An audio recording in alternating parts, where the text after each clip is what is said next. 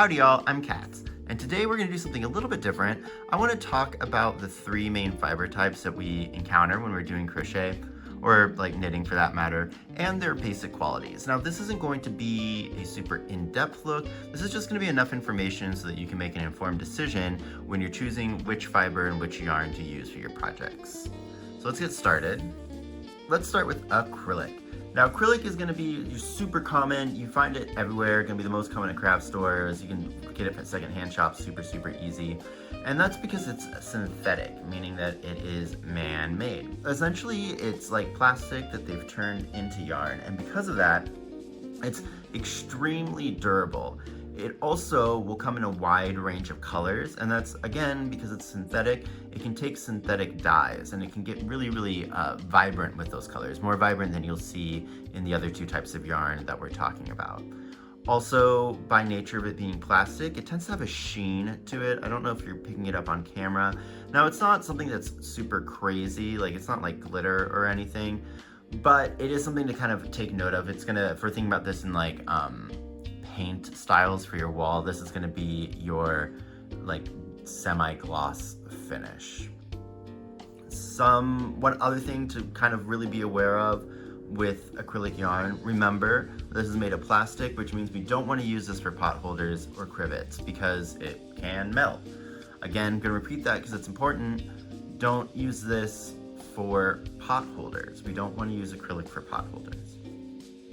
Some acrylic yarn that I highly recommend is going to be sheep cheese. I think they're out of Holland. Phenomenal yarn, it doesn't really pill that much.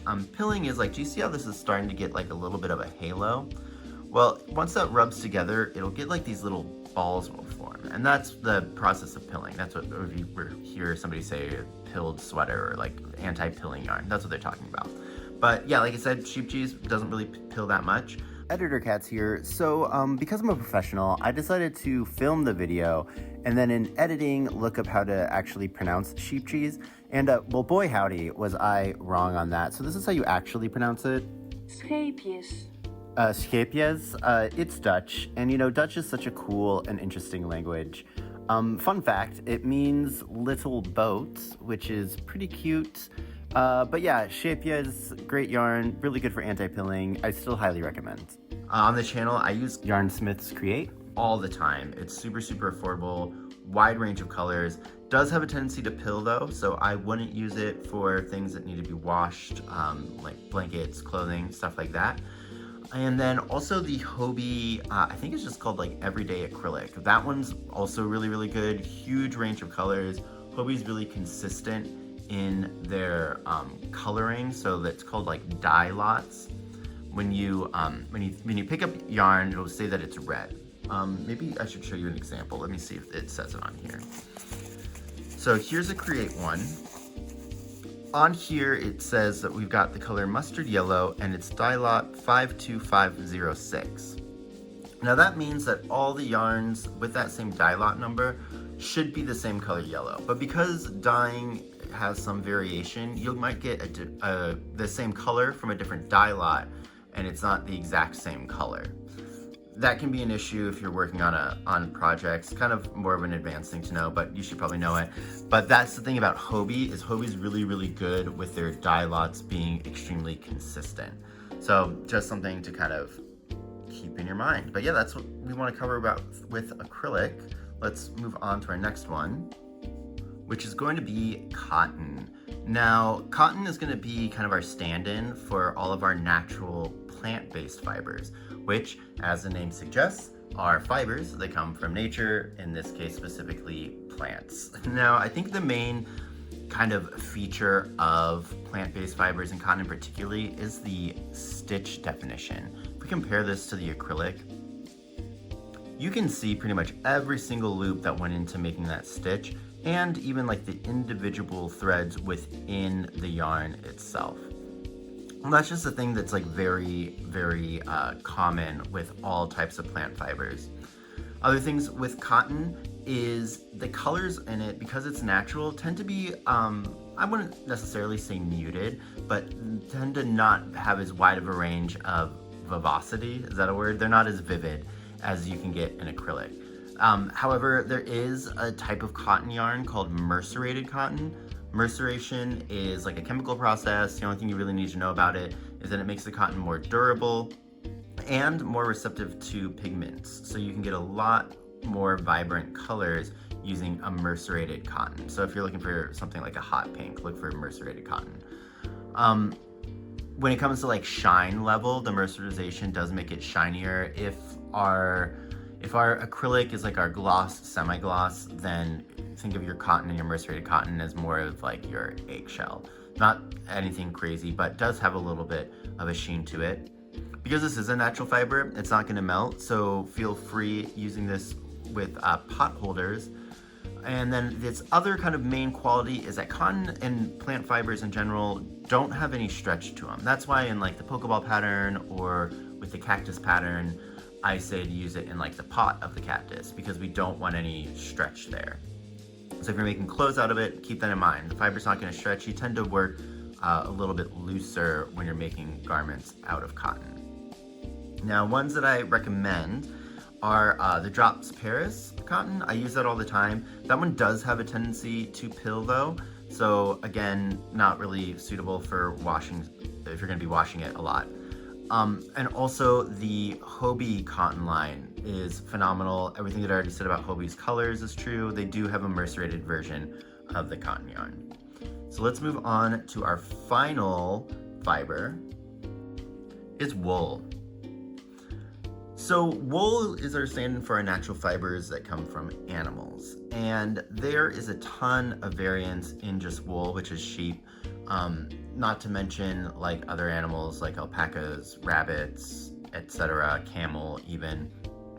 So I'm gonna try to keep this short, just cover the basics. If you have questions, put them in the comments and I will answer them for you.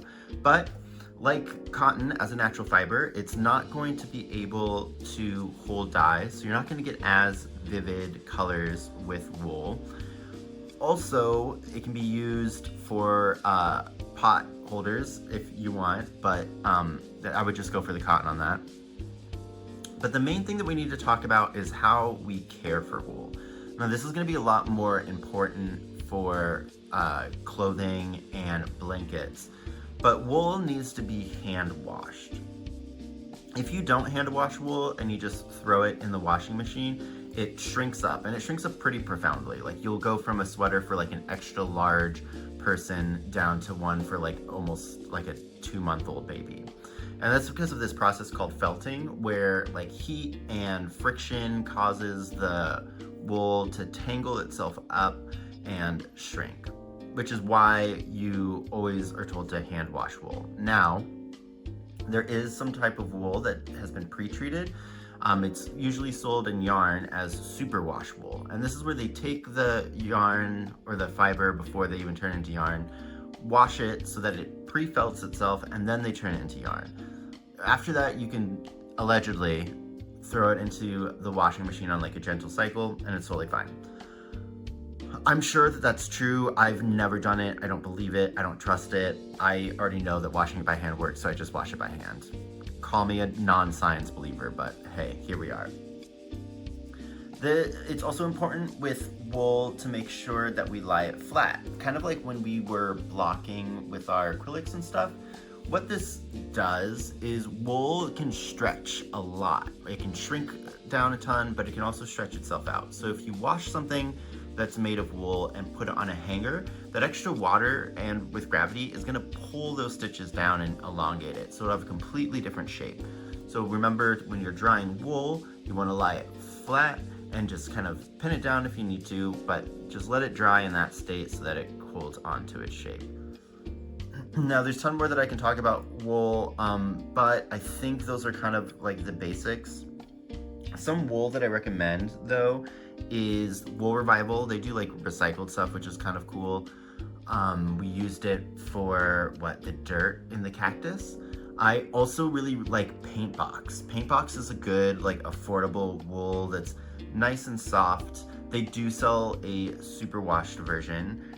And then this one is Retrosaria, which is one that I also recommend. They're out of Portugal. They're a little bit on the pricier side, But they do make these like really beautiful, natural, like unwashed kind of wool things. But again, super pricey, more of a specialty yarn, but do highly recommend. But yeah, that is going to be it for the video. I hope that kind of covered the basics. Like I said, we'll go in depth on each of these at a later date probably, just because like with acrylic, we can talk about like spandex and jersey yarns. We have linen and flax when it comes to our plant base, and then yeah, wool is, I've already made the pun, but it's its own beast. But yeah, that's gonna be it for the video for today. Little update, I had like a change in my work schedule, so I think that like going forward for the foreseeable future, we're only gonna do videos every other week so I can continue to make some good and high quality. It's been really great to be growing as a channel, and I've been really appreciating everybody who's been watching, liking, subscribing, and I don't know, going on the beginning of this journey with me. I'm learning a lot. Please leave feedback in the comments. All my comment, like, and subscribe if I haven't said that already. All my socials are right here and then linked in the bottom. If you enjoyed information, go and want to give me a tip, my Ko-fi link is down there, and so is the Cash App if you prefer that. But I guess, yeah, until next time, I'll see you guys later. Bye. Acrylic is super common, super everywhere. Great entry point for everyone. Great entry point for everyone. Great entry point for everyone.